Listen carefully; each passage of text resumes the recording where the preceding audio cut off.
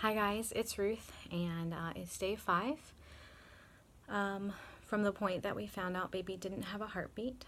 And yeah, I'm home, so that's good. It's good to be with my kids. It's good to be in a familiar space. It's good to sleep in my own bed. I got home about 1 o'clock in the afternoon yesterday and went to sleep around 2:30 or 3. And I realized it was the best sleep I had gotten in a long time. And I think just because the sounds and smells and everything were familiar. So it's good. It's good to finally feel like I'm getting caught up on sleep. I'm still experiencing a lot of symptoms, and it's confusing and kind of frustrating. I've delivered 3 healthy babies at full term, and never have I felt so physically fatigued as I do with this one. So I don't know if that is just all the emotions that go into it, if it's the medicines that they had to give me, and I'm frustrated that I can't just ask the doctor. We actually went back in last night, and I was having some pretty concerning symptoms of dizziness and racing heart and just achy legs and arms, just feeling like I couldn't hardly stand up. And the doctor couldn't understand what I was saying, and through the translator, and my vitals were fine as far as my blood pressure and oxygen levels and temperature, so they're not worried about infection or anything like that. So yeah. And then alongside of that, I'm trying to just make sure I'm there for my kids. My daughter is 8, and she loves to talk, but she's very, very sensitive. And so she hasn't wanted to talk about this.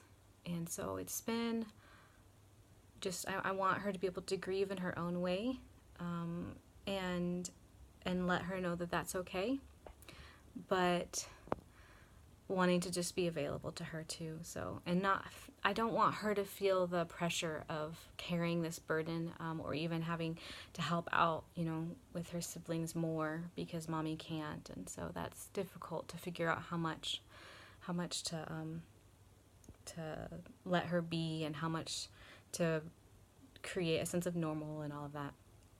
My son is 6, and he had the rawest, most emotional response to the miscarriage.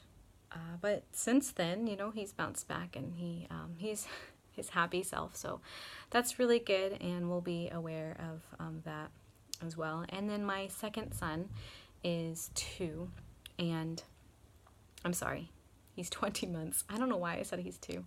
He's 20 months. And so he has no clue what's going on, but he misses me, and you can tell he misses me. So it's good to be home with him, but at the same time, it's hard.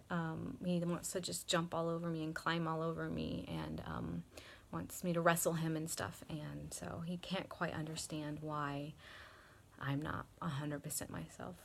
And then there's my husband, who has to take care of all of them and me, and he's so tired himself. So it's difficult. It's hard on the whole family. It's hard on the community. It's hard on my friend. I have a friend that is very close to me, and she's moving at the end of this year. So we had together just looked forward to welcoming this new baby together. We weren't sure, but I had talked about having her in the delivery room with me when I gave birth in March. And so, even though in theory we could have another baby, it won't be the same. She won't be here. Lots of these people won't be here, because that's the community that we live in, and it's hard. So just trying to accept things as the way they are and not put expectations of what it should be or what it should look like, and yet still just grieving what we had hoped would be.